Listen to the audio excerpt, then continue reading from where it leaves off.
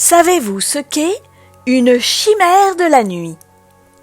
Ces créatures mystérieuses et fascinantes peuplent l'univers sombre et fantastique de Descartes, une collection unique créée spécialement pour l'exposition à la Convention de l'horreur en 2025.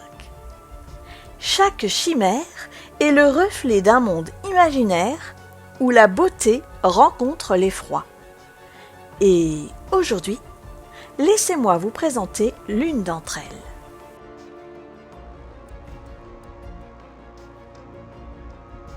Nimor est une créature complexe, née d'une solitude profonde et d'un passé lourd de trahison.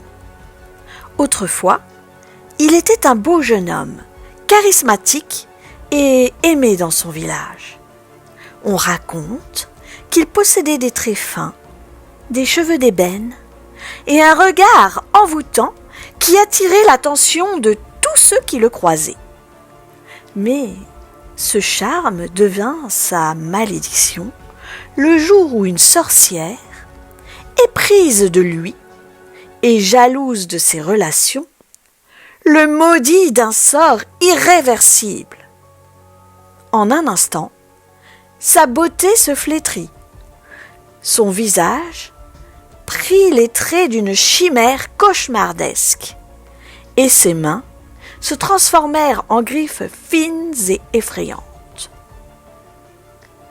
Le village, qu'il avait tant aimé, le rejeta, effrayé par cette transformation, le qualifiant de monstre et le chassant sans pitié. Rongé par l'amertume et la tristesse, Nimor se retira dans les profondeurs de la forêt, là où la lumière du jour n'ose pénétrer. Il se construisit une hutte près d'anciennes antennes relais, vestiges d'une époque oubliée, qui lui permirent de jouer avec les ondes et de pénétrer les écrans des maisons humaines.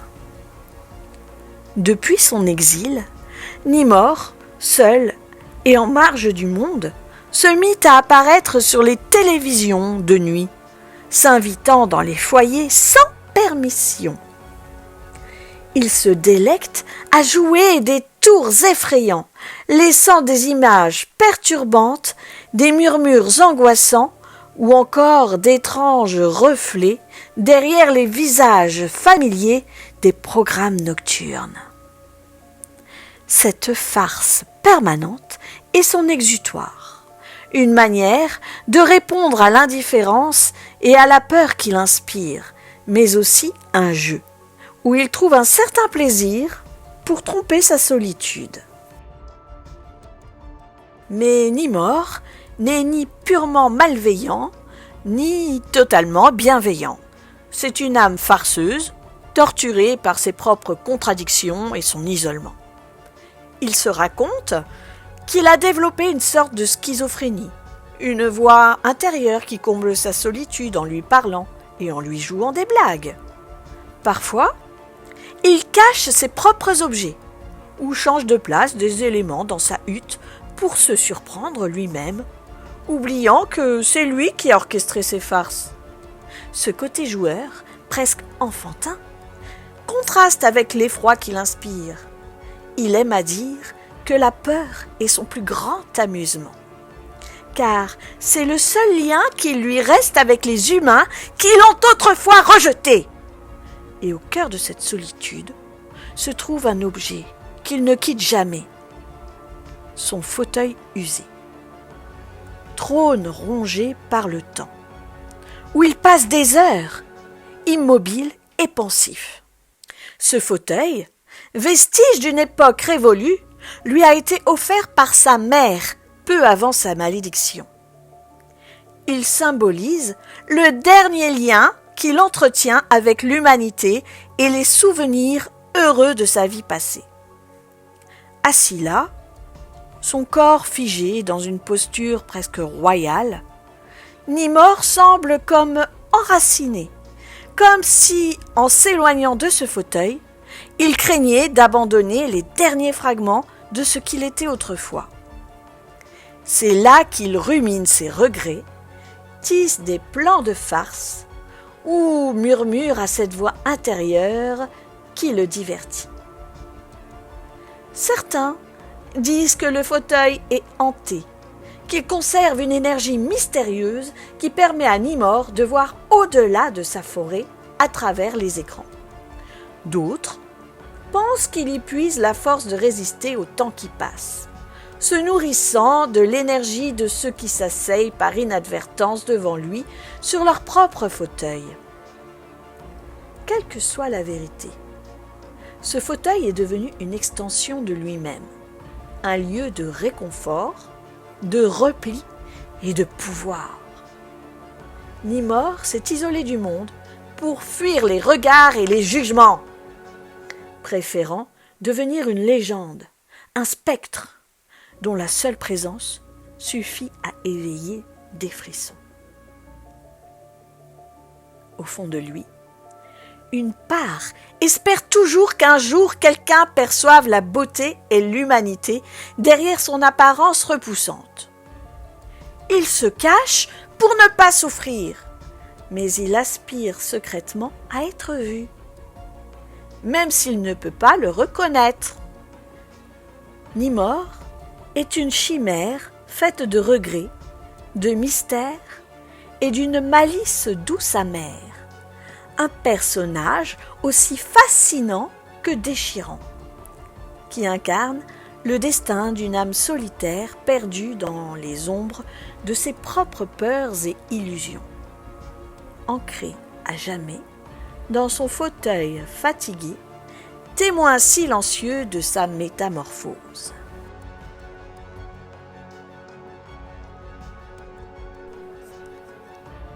Pour créer Nimor, je me suis plongée dans l'imaginaire des lutins farceurs et espiègles. Mon inspiration vient en grande partie de figures emblématiques comme les Gremlins, connus pour leurs facéties imprévisibles, et Gollum du Seigneur des Anneaux, personnage solitaire et torturé par ses propres contradictions. Ce mélange m'a permis de concevoir un personnage unique, à la fois mystérieux et attachant dans sa bizarrerie. J'ai voulu que Nimor garde quelque chose de sa beauté perdue, incarnée dans ses grands yeux bleus profonds et expressifs, qui contrastent avec l'aspect rude et sauvage de son apparence actuelle. Ses yeux sont comme un miroir de son âme, rappelant la douceur de l'homme qu'il a été autrefois.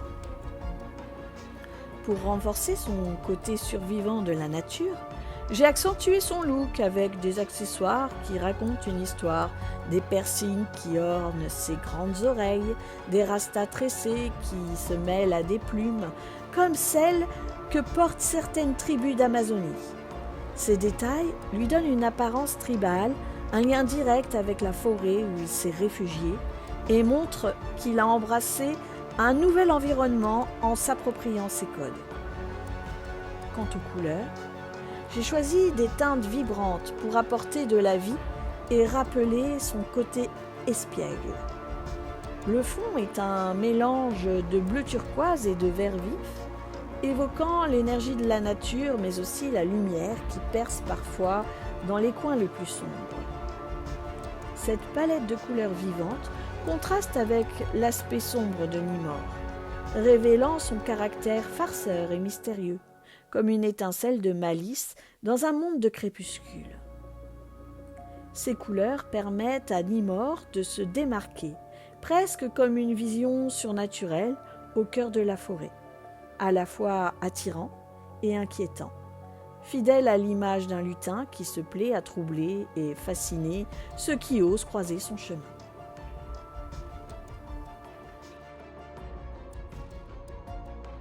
Dans le format épique, tout l'accent est mis sur le fauteuil, objet central et véritable trône de Nimor. C'est bien plus qu'un simple siège. Il incarne son histoire, ses souffrances et son attachement profond à ce qui lui reste du monde humain. J'ai voulu que le fauteuil soit présenté en entier, révélant chaque détail de son usure, notamment au bas de la toile. où le temps semble avoir rongé le tissu et le bois.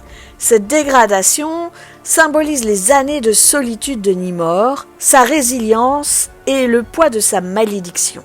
Au sommet de la toile, l'identification de Nimrod est inscrite dans une écriture ancienne, à l'encre dorée, rappelant les manuscrits d'autrefois. Cette calligraphie donne une aura mystique et intemporelle au personnage, comme si son histoire nous venait d'une époque lointaine. La toile standard offre une vue d'ensemble de Nimrod et de son fauteuil. Ici, l'objectif est de capturer l'essence complète du personnage, son apparence étrange, sa posture nonchalante et le trône délabré qui le définit. C'est une vue générale qui permet d'apprécier autant le caractère visuel de Nimrod que son lien avec le fauteuil. On y retrouve l'atmosphère de solitude et de mystère, mais aussi le contraste entre son allure de lutin farceur et l'environnement sombre qui l'entoure. Cette toile est un portrait fidèle de Nimrod dans son environnement naturel, parfait pour ceux qui souhaitent découvrir l'ensemble du personnage dans une seule image. Pour le format zoom, j'ai choisi de rapprocher le regard sur une partie du visage de Nimrod, mettant en lumière ses nombreux accessoires, les piercings, les rastas et les plumes. Ce cadrage serré permet de révéler toute la richesse de ces détails qui racontent sa vie d'ermite et son adaptation à la nature sauvage. Le zoom capture l'essence de son style unique, ses ornements évoquant un mélange de survie et d'appartenance tribale.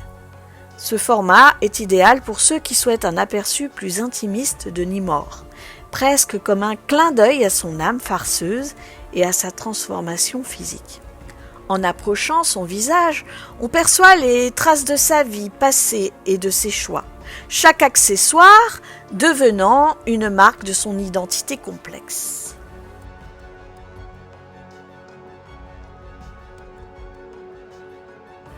Nimrod est une chimère parmi tant d'autres, un personnage qui s'inscrit dans une galerie d'êtres étranges et captivants, chacun ayant sa propre histoire à raconter. Si vous avez été intrigué par son univers, je vous invite à suivre la page YouTube @Tekart pour y découvrir l'ensemble de mes créations et leur processus. Vous y trouverez diverses vidéos construites sur le même format que celle-ci et vous présentant les autres chimères de la nuit notamment.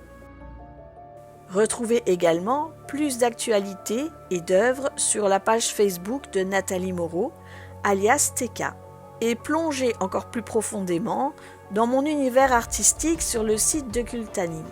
Attention, le site est en maintenance, la galerie d'art de Tekart est en cours de construction. Pour ceux qui souhaitent personnaliser davantage leur expérience, il est tout à fait possible de décliner le personnage de Nimrod selon vos envies. Un fond différent, des détails ajoutés ou même sur une toile d'un format unique. Vous avez une vision spécifique? Je suis là pour la concrétiser. Vous pouvez également commander un tout autre personnage, un décor personnalisé ou toute autre idée qui vous tient à cœur. Mon savoir-faire s'étend bien au-delà de Nimrod et je me ferai un plaisir de donner vie à vos inspirations les plus variées. Merci de faire partie de cette aventure artistique et à très bientôt pour de nouvelles chimères et créations.